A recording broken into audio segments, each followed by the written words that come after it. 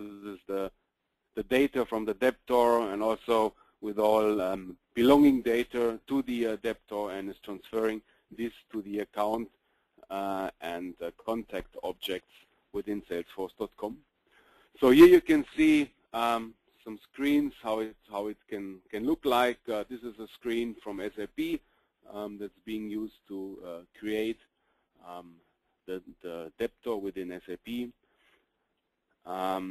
Of course, you have to create contacts within SAP, so an account has one or more contacts.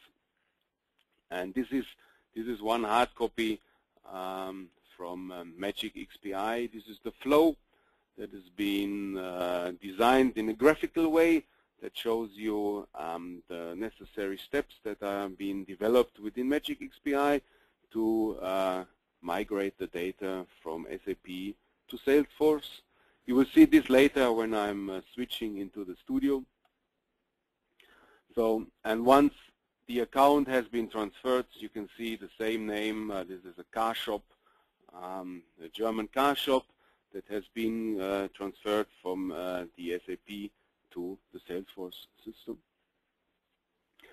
I said before, if you have a new order, you can see this order also on the chatter, and of course this can be also used on an iPad. It does not necessarily have to run on a workstation. So of course you can also use any kind of mobile platform to see this data. And if you press, I'm going back one slide. You can see here in the chatter flow, you can see a text. A new order was created from a sub-debtor, and if you click on this link, also the SAP system opens itself and it shows the master data from this debtor. So it's really tightly integrated. This is also one of the benefits of using this Speed Start package. And of course, you get an entry into your calendar that there is a new customer, and you just get a task into the Google Calendar that asks you to call this new customer with all the necessary information, like a telephone and when you have to call them, and so on and so forth. Also, from the account side, from Salesforce, this is what you can see here in the background from this hard copy. You can jump into the SAP account. So there are several links that have been created there to switch back from the Salesforce system to the SAP system. Here you can see this is also a hard copy from Salesforce.com with the user-defined objects. So all those financial objects like partner roles, like invoices, and so on and so forth. So these are all underneath the account in Salesforce, and you can see all those informations also within Salesforce. So you don't have to switch back to SAP. You have the possibility to do so, but most of the important information is being transferred to Salesforce. And what I said before, we can adjust at any time the Speed Start package. So if you need more or less information there, we can also we can always change this kind of information, because as you will see in a few minutes, it is very easy to get data from SAP, put this into Salesforce using our integration platform. So here is another hard copy. On the Salesforce side, you can see an order, and there is in the middle, you can see it only partly. There are some buttons, new SAP order, something like this, or get current order. It's underneath the other hard copy. If you click on this, this is what we call a mashup. This is where you simply jump into the SAP system and get all the details you might need. This is the integration into social networks. So in the middle, you can see that an account was created from a SAP debtor. So everything's possible using our technology even to integrate into the social networks like Facebook and Twitter. And of course, if someone is asking for Google+, this is also possible. All those social networks, they offer different kind of APIs, and of course, this is no problem for us to use these APIs to integrate data into those systems. This is an example of a Twitter flow. You can see the same kind of information. An account was created from a subdebtor here in the Twitter view. So this is another example for social integration. I think this is enough from the presentation point of view to give you an overview about how this speed start package can look like. And next step, I'm going to switch into the Magic XPI Studio, and I'm just going to show you how easy it is to get data from SAP and put this data to Salesforce. So it might take a second that I can switch into the right screen.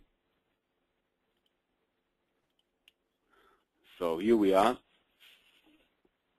And I hope you can see my screen with the Magic XPI Studio. Before I'm going into this example process, I'm going to give you a brief overview about what Magic XPI is all about. There are two different views that you can use for building your projects. The important ones are the topology that allows you to define the topology of all the systems that are being integrated with the Magic XPI server. So in this example, you have different systems. It's very easy to add new applications. You just go to the project application menu, create a new system, just creating a second SAP system. You can enter descriptions, locations, you can define any kind of icons, whatever you like can be done to define the system.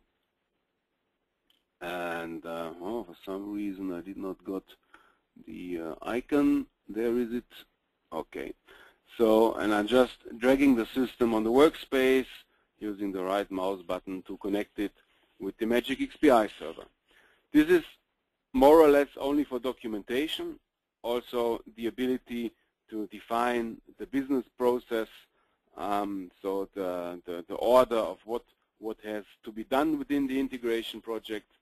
The interesting thing of this is, because it's not mandatory to create integration between any kind of system, but if you, for instance, look into this test step, there is a small F in a circle, and this means that there is some kind of flow that has been assigned to this step.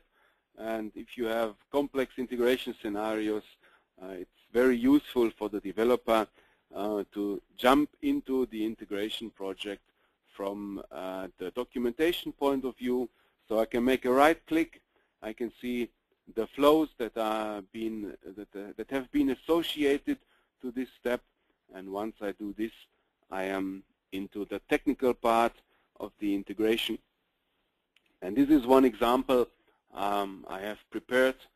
It's not from the Speed Start package, but it also shows how integration can be done from SAP going to Salesforce. It's using parts from the RFC components that we have created for the Speed Starts package. And the next minutes, I'm just going to give you a brief overview that you will get an idea how easy it is to create such an integration using our technology. So on the right side, we have the workplace. This is a flow, and this flow can be called using a trigger.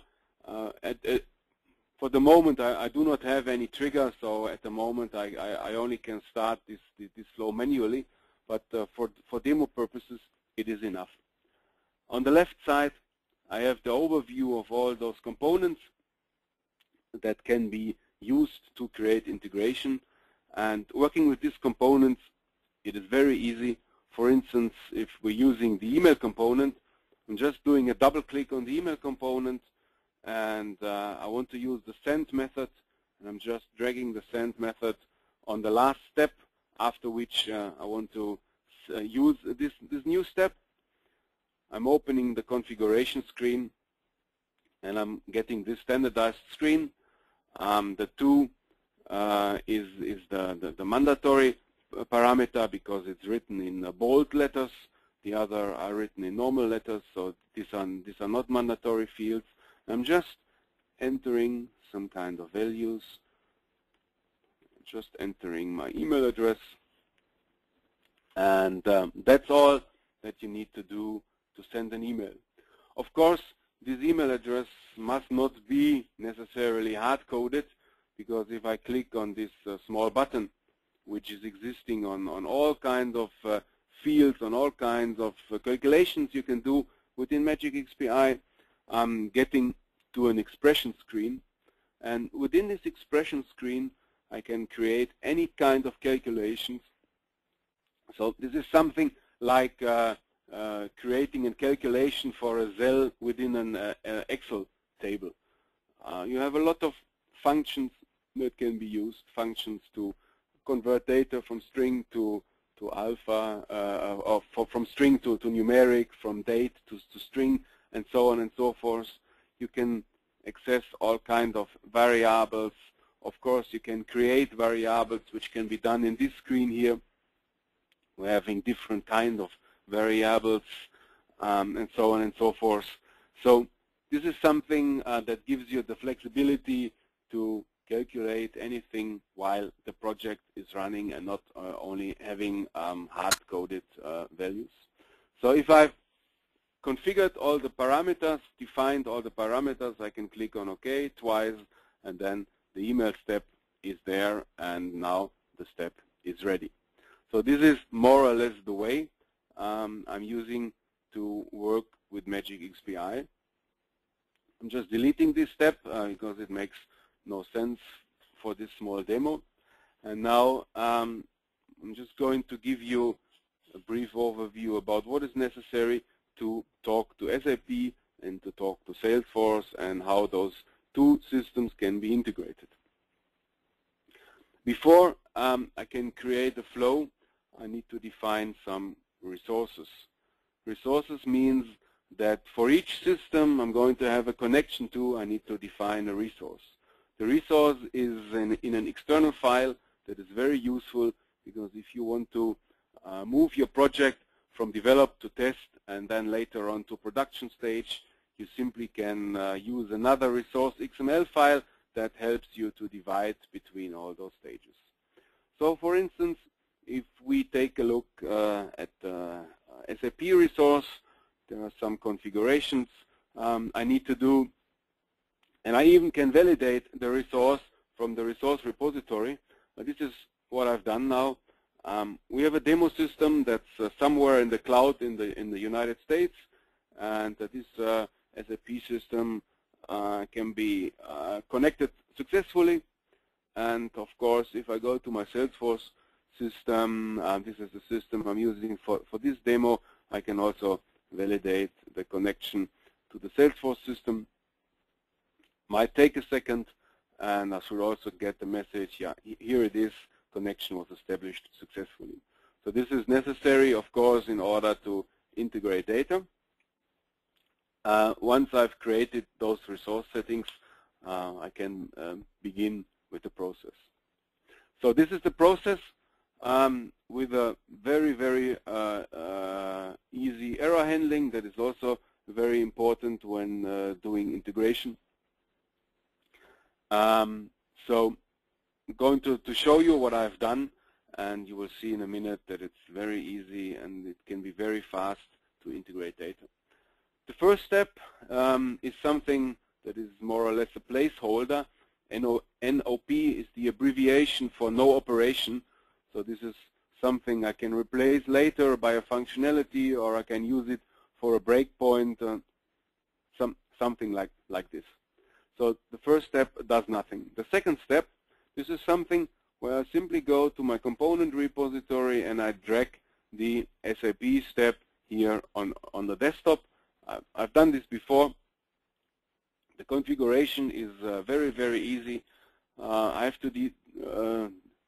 have to decide whether I'm going to use an IDOC or do a remote function call. So in this place, I'm doing a remote function call, and then I can go to either the RFC groups, because all those RFCs are being placed into groups, or if I know the name from my RFC, I can enter it here. And of course, I'm having some kind of search capabilities. So I can go here, Z, Magic, XPI, star. I want to have all those RFCs that begin with this string. Now, the Magic XPI creates a connection to the SAP system and shows me all those RFCs that begin with this name. Z, as I said before, these are user-defined RFCs. Of course, we can also work with the integrated RFCs, so everything is possible that is being defined on an RFC way. And in this step, I want to get the customers or the debtors from SAP, so I can select whatever I like. In this place, I have used this RFC that reads all the debtors. I need to store my result, so I've created a variable called f.SAP debtors that is being used to store the result from talking to SAP. If I press OK, I'm coming into a very important component from our integration platform, which is called the data mapper. In most cases, the data mapper is being used, and you will see this later when we put the data into Salesforce.com. This data mapper is being used to move the data from a source system to any kind of destination system. Here for the SAP step, I'm simply using the destination part of the data mapper that's being used to create the import parameters that are necessary to get the right debtors from the SAP system. If I do this the first time, Magic XPI is talking to the SAP system and is looking into the content and the parts and the sectors of this RFC. And depending on that, we are creating an XML schema. And now we can see this XML schema here. So this is exactly the same like you see in the SAP part. We have an import section, we have an export section, we have a section for changing parameters, and we have the table sections. This is the result section. And within the import section, I can see that some kind of zip codes need to be sent into this component to get the debtors from a certain zip code. And what I've done here is I'm just adding some kind of fixed value. These are some debtors that are coming from the Frankfurt area in Germany, because this is a zip that belongs to that area. So in this example, I simply want to have all those debtors that are living in the Frankfurt area in Germany. So this is the first step that I need to do in order to get the information. Then there is a condition that we can see. So this is some kind of very easy error handling. On the left side, you can see it on blue. c.this.error code is equal 0, which means there is no error, and then the Salesforce step is being used. If the error code is not equal 0, then we have an error. And we're using a simple step to write an information about this error into the Magic XPI monitor. We also have monitor capabilities where we can see what kind of step is running, what kind of errors we might face.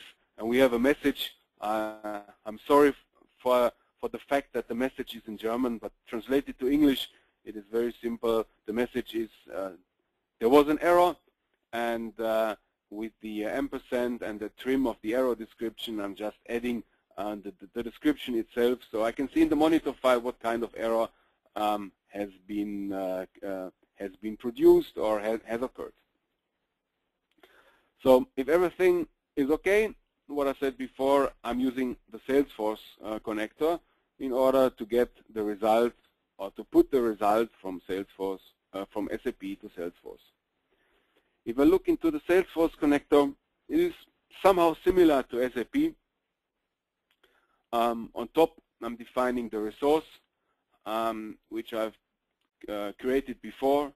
And when talking to Salesforce.com, we are talking with objects. So if I press here, I get a list on all those objects. And of course, I can refresh this list. You see here a refresh XSD button. So in order, if you have created your own objects, you can refresh the list at any time, and you will also get all those user-defined objects and so on and so forth. Because what I showed before in my presentation, we have a lot of user-defined objects holding all those financial data. So if I connect to the Salesforce system that is running with this Speed Start package, I would see also those information here. In this example, I only have a standard system where I'm using the account. So after selecting the object, I have to choose an operation. I can query data, I can create data, I can update data, I can delete data, and I can upsert data. Upsert means either I'm inserting data if the record is not existing, or I'm updating data if the record is existing. And the same we're having for bulk operation. Bulk is some kind of batch operation that can be used if you want to migrate data into one step and put a lot of records, thousands of records in one step to Salesforce. It is better to use the bulk operations. So I'm using the create operation for the object account, and that's all I do. And once I click on OK, I'm being put to the data mapper, and this is a data mapper that is being fully defined. So on the left, I can see the source, which is the SAP result. And if I'm going to take a look into the properties, I can see that the data source is the variable that we have used in the step before for the result for talking to SAP. Here I'm using the schema that Magic XPI is creating when inspecting the RFC component. And of course, if the XML schema has different root interfaces, I can select these interfaces here. So this is the source. The destination is hard-coded because it simply goes into Salesforce. So I just need to click on the map, and if I expand the source and the destination side, you can see all those kind of mappings. And if I do mapping, it's really easy like this. I'm simply dragging from left to right. That's all I need to do. Nothing more is important. You see here, if I click on the field, I can see documentational information that is coming from the destination system. So if the destination system, it doesn't matter whether it's Salesforce, SAP, or something else. If it gives you some kind of additional information, you can see it here. In this example, you can also see that the mapping is far more than being only a one-to-one mapping. You can see on the left I have name 1 and name 2, and on the destination I only have a name field. So I need to do some kind of calculation to put the two source fields into one destination field, and this is exactly what I've done here. You can see this small FX button that simply shows me, like I've showed you before, that there is some kind of calculated value. So I'm coming into the expression window, and I just can see that I'm concatenating those two name fields with a space in the middle so that I'm having both names in the destination field. There is a lot of functionality that is possible. You can have conditions here on the green line, which is the condition for mapping a whole record. You can create any kind of compound level computation. So if you want to count how many records are being transferred from the source to the destination, you can create some kind of calculations here. So there are a lot of things possible. You can use user-defined programs and functions to create the destination values, to calculate the destination values. So it's made in a way that all kinds of possible scenarios can be created here, so that all kinds of mappings can be built here. Yeah, this is all to integrate data from SAP to Salesforce, and simply going to show you how this can look like. So I'm simply starting the debug mode, because of course we have a debugging system here. So I'm switching to the debug mode. Now the Magic XPI Studio is doing some checks on the project itself, whether all the necessary information are there. It might take a second or two. The project is being created for a debugging installation. As you can see here, I'm having some kind of errors because I have some resources that are not okay. Dynamics, SAP B1, and SharePoint. Okay, so this is what I was just expecting, because I played with it a little bit around. So this is my Dynamics resource, which is not existing. I'm deleting it.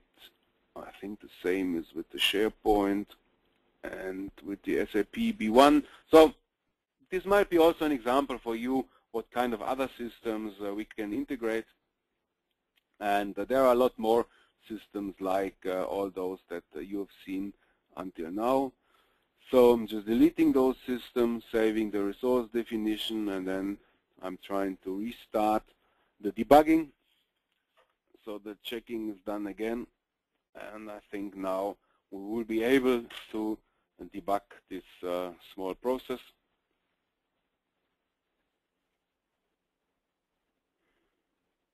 It will take a second, and then I will get the debugging screen.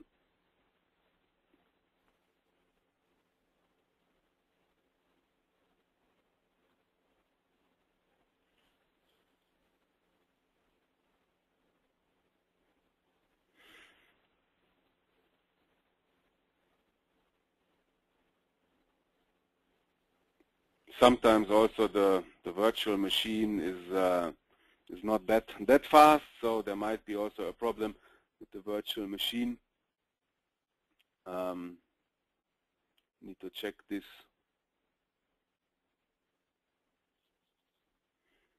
It looks like that there is some kind of problems with the network. I think I need to restart the studio. Might take a second.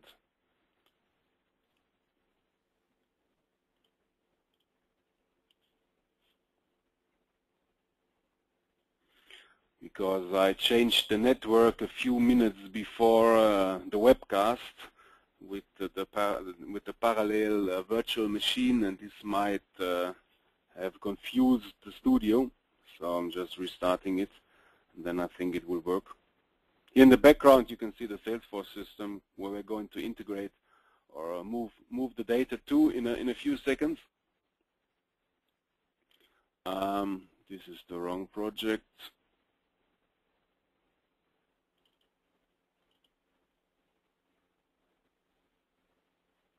I'm sorry for this. So I think now it should work. Yeah, you can see in the bottom that the executable has been created successfully. The debugger has started.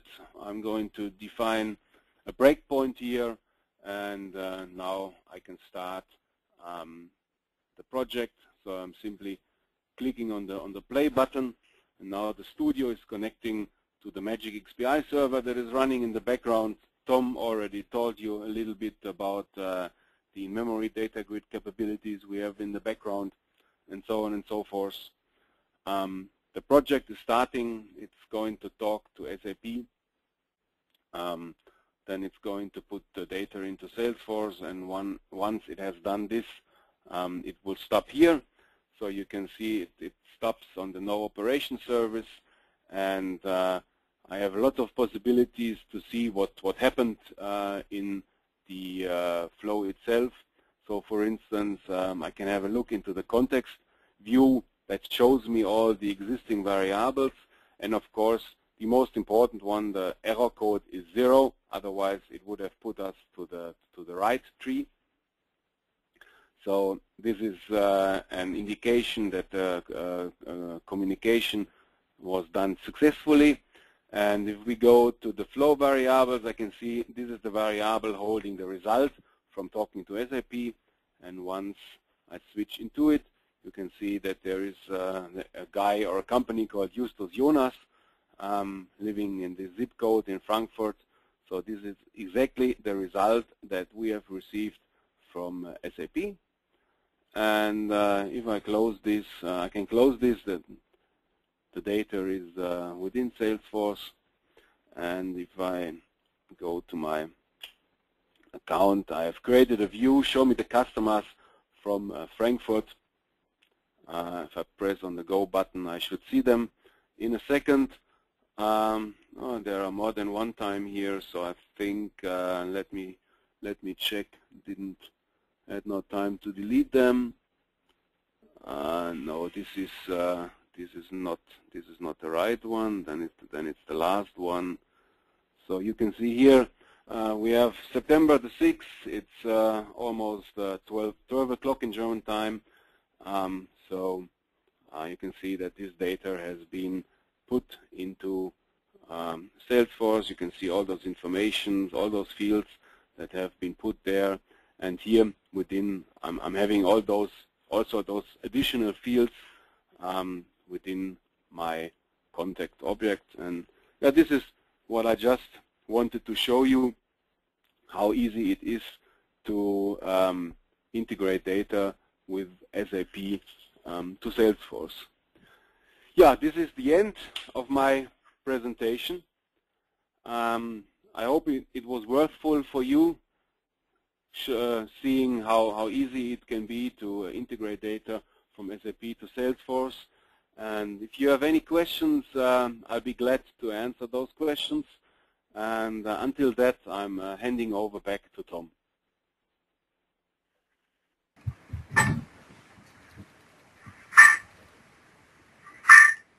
Tom?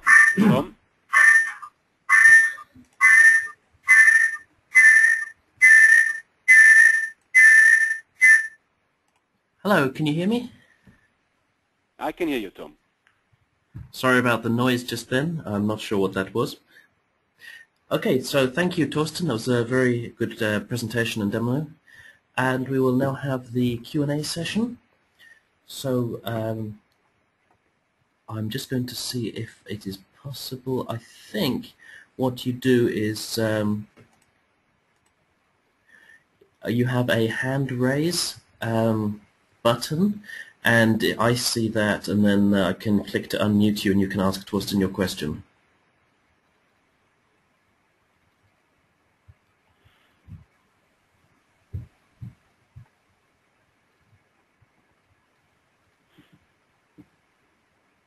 So I cannot see any questions at the moment. So there are the first questions. Okay, so I'm not currently seeing any questions. If you have any questions, please click the raise hand button.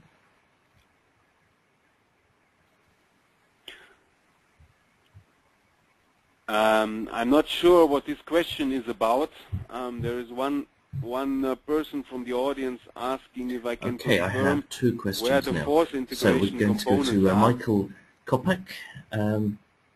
Torsten? Oh, hello. It's just a quick question. I lost your email in my filters, so I missed the first 10 minutes of the presentation, I'm afraid. Will you be sending through the screens afterwards or not? Or can we get hold of them? So I can pass it on to colleagues, that's what I'm thinking of. Sorry, did you hear me? Okay, Hello? Michael, I can't hear your question. Sorry. I missed the first 10 minutes of the demonstration because your email got lost in my spam filters, etc. So I was wondering whether or not you'll be able to send through the presentation slides so I can share them with my colleagues.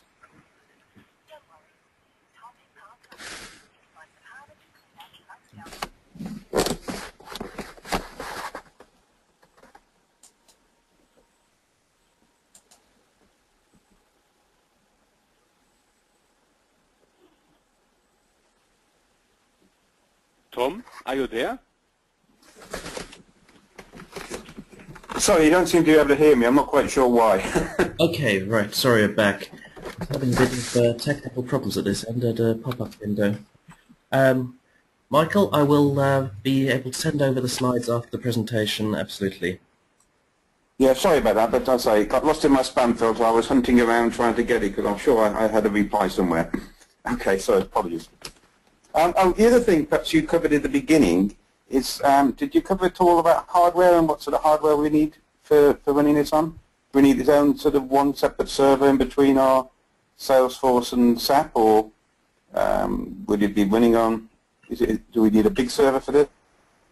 No, you don't need a big server. You can install our technology even on any virtual server. So if you have VMware or any other virtualization system running, you can use it. And our